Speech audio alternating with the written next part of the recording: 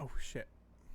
Hey guys, what's going on? It's Jody, and today I wanted to talk about a question that I don't really think anybody asked, but I kind of wanted to answer it anyways, and just kind of get into it and dive into it a little bit. And that question being, how is AMD for content creation? Now, this has been common for a while that a lot of people think that AMD cards can't do video editing, they can't do video recording or streaming. And it's just not that true anymore. And today we'll be talking a little bit about why. Now this video is going to be more for your new PC builders who are wondering whether going with AMD, if they want to get into streaming, whether going AMD or Nvidia, and which one will be better for that. Now I have been an Nvidia user for a very long time, and I mean a very long time. And I just recently bought my first AMD graphics card, an AMD 7900 XT Hellhound. I love this card. It's great. It runs everything I throw at it at just an amazing frame rate. I haven't had any problems. I was able to overclock it and modify the BIOS to get some extra, not the BIOS, the drivers for some extra performance in it, and it runs great. I have no complaints. I have had complaints with Nvidia on the other hand. But we're not going to get into that. We're just going to talk about AMD recording, streaming, video editing, and we're not going to really be getting into gaming because there's so many videos out there that are talking about AMD versus Nvidia for gaming, and I don't want to dive into all that. We're going to keep it very simple, very short, sweet, try to knock this out. I'm not going to do a bunch of fancy graphs or anything like that. So what I'm going to do first is I'm going to show you guys some gameplay of Battlefield 2042. This is of me and my buddy Tyler that were playing yesterday, and I was recording. Now, this is recorded on OBS using the AV1 encoder from AMD, and that was on the quality preset because for some reason the high quality preset makes it kind of freak out a little bit. I'm not really sure what is up with that, but maybe it's something that I'm doing. I don't know, but there's not really a noticeable difference. This was at 75,000 kilobit per second bitrate, and at 1440p at 120 FPS, because sometimes I like to use slow motion clips, and that just helps keep it smooth when you slow it down, kind of like a high FPS camera. So as you can see here, video looks great. It looks fantastic. There's not a lot of pixelation. Everything's clear. You can see it all. Now, if you're streaming on YouTube, then the AV1 encoder from AMD will hold a huge space there simply because YouTube supports AV1 coding. Twitch does not, which is very unfortunate because it could make AMD have such a big space in the streaming community with such a big impact on how people spend their money on graphics cards. Because the 90% of the time now, streamers just go with Nvidia because that they know that that's what's gonna give them the best quality for their streams. Because AMD's H.264 encoder is a little lacking. It's definitely usable, but it is a little lacking. And unless you're at a higher bit rate, it's really gonna show that difference in quality between NVENC. Now H.265 on the other hand, still fantastic, but again, it's not supported by Twitch. So if you're streaming on Twitch, I unfortunately have to say that your only options are going to be use the H.264 encoder and deal with the quality loss, or get an NVIDIA GPU. Of course, there's always the option of using X264, but unless you have a really good CPU, you're going to notice a little bit of a performance hit when you use that for anything that'll give you good quality. I use a 12700K overclock to 5.2 gigahertz on the P cores and 4.2 on E cores myself. And at X264 medium on pretty much any game, I notice about a 10 to 20 FPS loss in performance, which is okay.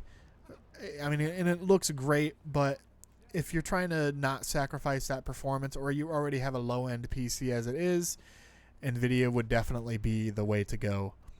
But if you're on YouTube, or you just record videos, I got good news for you. AV1 encoding is going to be your new best friend. Now, keep in mind, NVIDIA also supports AV1 encoding, but let's talk about that for a second. On my screen, you're going to see two scores. The one on the left is, this is the Blackmagic Raw benchmark. On the left is the AMD benchmark. On the right would be the NVIDIA benchmark. Now this is a 4070 Ti and an AMD graphics card, the 7900 XT.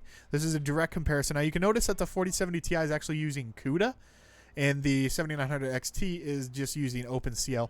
That's because it doesn't support like a CUDA acceleration in DaVinci Resolve. It's just OpenCL acceleration. But the difference here is the 4070 Ti doesn't come out on top by much at all. I mean, that performance difference is just, it's really not that big. Now, I want you guys to keep in mind, I paid $700 for my 7900 XT. You can find 4070 Ti's for this price, but you're losing out on video memory. And in terms of raw performance, the 7900 XT is just, it performs a little bit better. I'm actually getting almost 4080 levels of performance with modified drivers and a slight overclock, which is super nice. NVIDIA, of course, in their CUDA acceleration for a lot of programs still comes out on top. As much as I hate to say that, it does.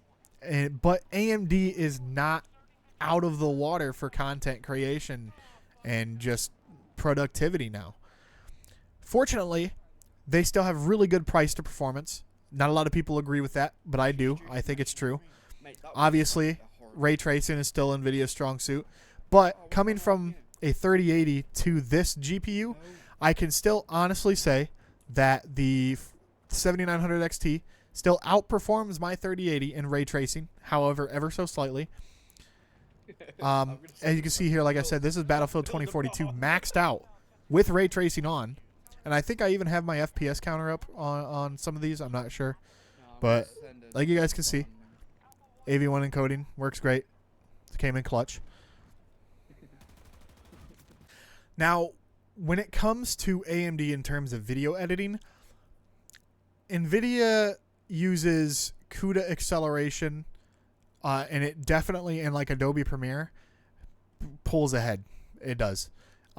Unfortunately, AMD is always going to be behind in especially Adobe Premiere. However, not by a lot. Before I switched to DaVinci Resolve from Adobe Premiere when I was using my 7900 XT, between my 3080 and my 7900 XT, I didn't really notice a big difference in like just everyday editing videos. In DaVinci Resolve on my laptop, which to be fair, my laptop only has a 2060, so it's not great. I actually don't notice a whole difference either. I mean, the 2060 falls behind definitely in heavy video editing. Scrubbing through a 1440p timeline, it hurts it a little bit.